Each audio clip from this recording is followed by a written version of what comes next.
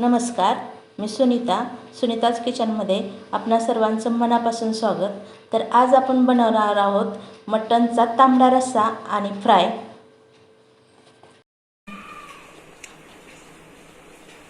आपण या ठिकाणी सुक्का मटण आणि तांबडा रस्सा बनवतो आहे। तर या ठिकाणी आपण तेल टाकूया 2-3 पळ्या, छोट्याशाच आहेत बरं का ह्या। मटण आधी आपण आधी फ्राय करून घेऊया, शिजवून पूर्णपणे मऊ असं।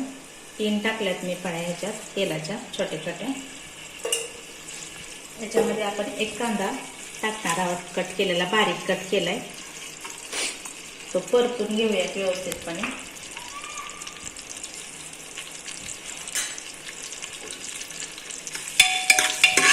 तांबूस होईपर्यंत परतूया।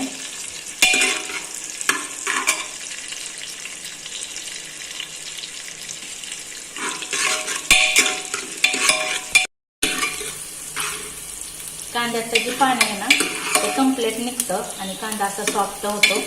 जरा तांबूसच होतो पण कांद्यातलं जे पाणी आहे ते पूर्णपणे निघून जातं। ह्याच्यामध्येच आपण आलं आणि लसणाची पेस्ट मी तयार केली 1 चमचा, ती आपण ऍड करणार आहोत ह्याच्यामध्ये। त्याचबरोबर 1 चमचा हळद घालणार आहे आणि 1 चमचा मीठ घालणार आहे। तुम्ही आत्ताच सगळं मीठ घालून काही होत नाही, तर परत पण आपल्याला मीठ घालावं लागतं, त्यामुळे फक्त 1 चमचा मीठ घातलंय मी त्याच्यामध्ये। हे पूर्ण परतून घेऊया व्यवस्थितपणे। आणि हे 1 पावशेरभर असं फ्रेश मटण आहे हे त्याच्यामध्ये आपण घालणार आहोत।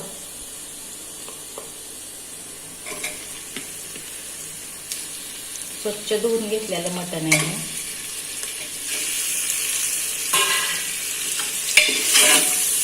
व्यवस्थित सगळं परतून घेऊया।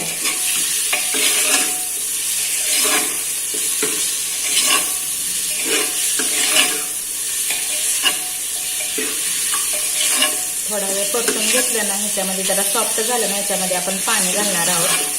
पण 5 मिनिट आपण असंच परतून घेणार आहोत।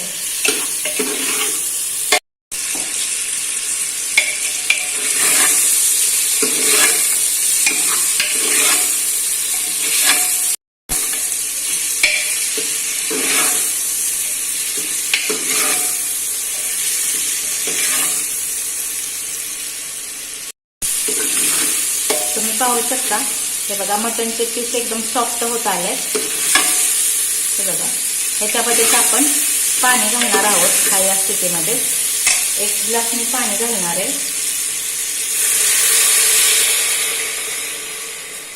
तर जास्त तुम्हाला जर रस्सा जास्त करायचा असेल तर तुम्ही जास्त पाणी घेऊ शकता। मी फक्त 1च ग्लास घातला ह्याच्यामध्ये आणि ह्याला आपण 7 ते 8 शिट्ट्या करून घेणार आहोत।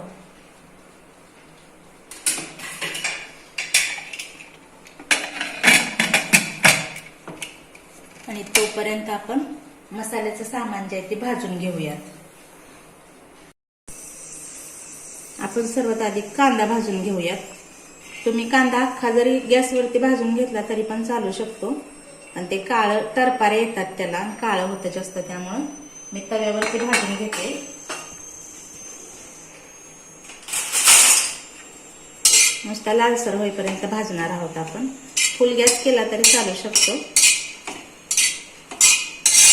कारण ह्याचा वास पण छान येतो कांदा भाजल्यानंतर। आपण जसा काळं तिखट करतो की नाही, ते पूर्ण काळं करतो कांदा, पण ह्याला पूर्ण काळा करायचा नाही, फक्त लालसर कलर येईपर्यंत भाजून घेणार आहोत।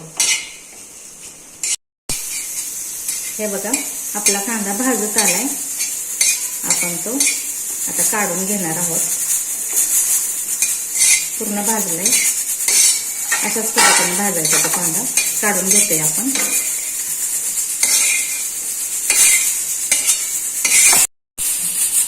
त्याच्यामध्येच आपण खोबरं जे आहे ते लालसर करून घेणार आहोत। त्याच्यामध्ये तेल ऍड केलेलं नव्हतं, फक्त असंच कोरडंच भाजून घेतोय आपण। ते पण तांबूस होईपर्यंत भाजणार आहोत।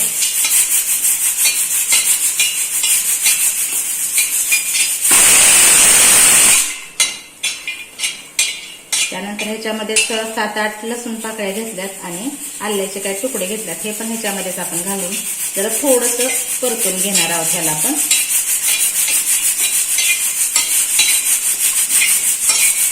हे आपण काढून घेऊया.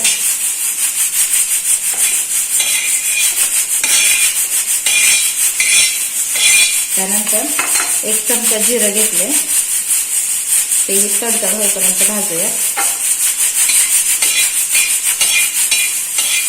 गॅस कमी केलाय मी, खूपच असं करपटल्यासारखं होईल त्यासाठी.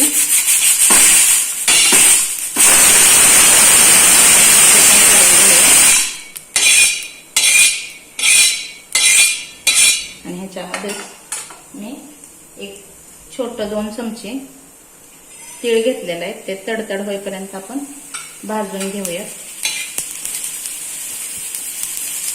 आणि गॅस बंद करूया, कारण हे पूर्ण भाजलं जाणार आहे, तडतड होते म्हटल्यावरनं. हे या मिश्रणामध्येच आपण काढून घेणार आहोत.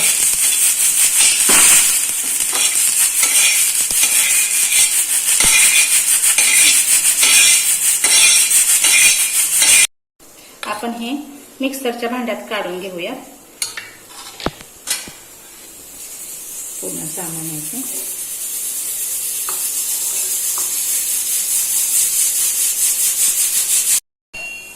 याच्यामध्येच आपण थोडीशी कोथिंबीर पण घालणार आहोत कट केलेली. आणि हे मिश्रण आपण तयार करणार आहोत मिक्सरला लावून. तुम्ही पाहू शकता, हे बघा आपलं मिश्रण कसं झालंय, एकदम छान झालंय, एकदमच मस्त आहे, सॉफ्ट असं.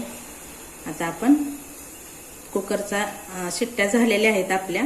आता आपण मटण बाजूला काढून फक्त पीस बाजूला काढणार आहे त्याच्यातलं, आणि त्याच्यामध्ये फ्राय करून तांबडा रस्सा, ह्या राहिलेल्या पाण्यामध्ये तांबडा रस्सा तयार करणार आहोत. आपण कुकरच्या शिट्ट्या पूर्ण झाल्यात, कुकर खोलतोय आपण. तुम्ही पाहू शकता, हे बघा पूर्णपणे मऊ असं मटण झालेलं आहे. ह्याच्यातलं आपण हे पीस बाजूला काढून घेणार आहोत, पूर्ण पीसच फक्त घेणार आहोत. हे बघा खूप छान झालंय. मी रस्सा खूप थोडा करणार आहे, त्यामुळं थोडंसंच पाणी घातलेलं होतं याच्यामध्ये. तुम्ही जास्त पाणी घालू शकता. हे लहान मुलांना जर रस्सा दिला ना आपण, तर तो पौष्टिक असतो. खरं तर एक आजारी माणसं असतील त्यांच्यासाठी पण खूप पौष्टिक असतो हा रस्सा. ह्याच्यातच आपण तांबडा रस्सा करणार आहोत ह्या कुकरमध्येच. तर हे पीस आपण बाजूला काढून ठेवूया, ह्याची आपण फ्राय नंतर करणार आहोत. ह्याचा आधी तांबडा रस्सा तयार करून घेऊयात. आपण जी ग्रेव्ही तयार केली ना मगाशी, त्यातीलच आपण 1-2 चमचे ह्याच्यामध्ये मिक्स करणार आहोत त्या भाजीमध्येच. त्याचबरोबर काळा मसाला असतो ना, जो आपण कांदा लसणापासून तयार करतो का नाही, त्याचे एक अर्धा चमचा तिखट घालणार आहोत. जास्त पण तिखट नाही करणार. त्याचबरोबर आपण जरा रंग यायसाठी बेडगी मिरची असते, त्याचं लाल तिखट आपण ह्याच्यात थोडंसं ॲड करणार आहोत. आणि मटण शिजताना आपण ह्याच्यामध्ये मीठ घातलं होतं, आता नॉर्मल मीठ घालणार आहोत. कारण कांदा त्या चटणीत काळा मसाल्यानं त्याच्यात पण मीठ आपण घातलेलं होतं, ह्याच्यात नॉर्मल मीठ घालणार आहोत.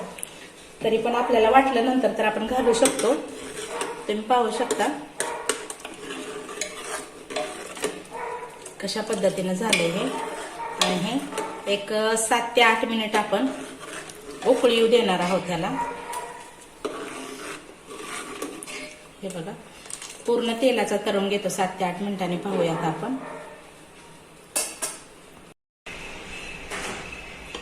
कढई ठेवली गॅसवरती, त्याच्यामध्ये एक कांदा टाकलेला आहे कट करून बारीक. त्याच्यामध्ये आपण 1-2च पळ्या तेल टाकणार आहोत. कांदा लालसर होईपर्यंत भाजणार आहोत आपण.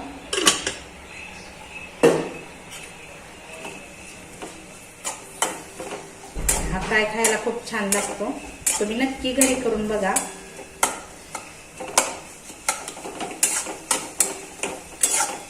लालसर होईपर्यंत भाजूया. ह्याच्यात जे पाणी आहे ते निघून जातं कांद्यातलं.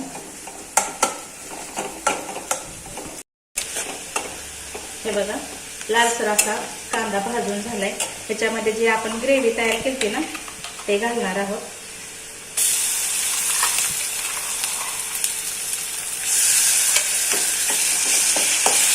ती पण पूर्णपणे भाजून घेणार आहोत व्यवस्थितपणे अगदी तेल सुटेपर्यंत.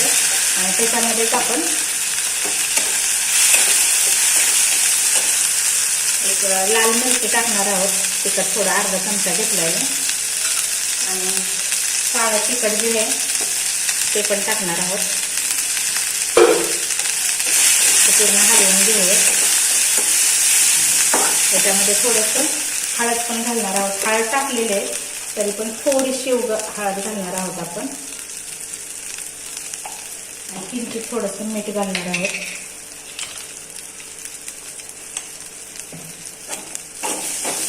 मला तेल सुटेपर्यंत आपण परतून घेणार आहोत हा मसाला. हे बघा आपला मसाला कंप्लीट भाजून झालाय. ह्याच्यामध्ये जे आपण पीस काढलं होतं ना ते ऍड करणार आहोत आणि पूर्ण ह्याला लावून घेणार आहोत मसाला पूर्णपणे. तुम्ही बघू शकता फ्राय किती सुंदर दिसतोय. आणि याच्यावरूनच मी थोडीशी कोथिंबीर घालणार आहे वरून. मी थोडी ठेवली होती कट केलेली.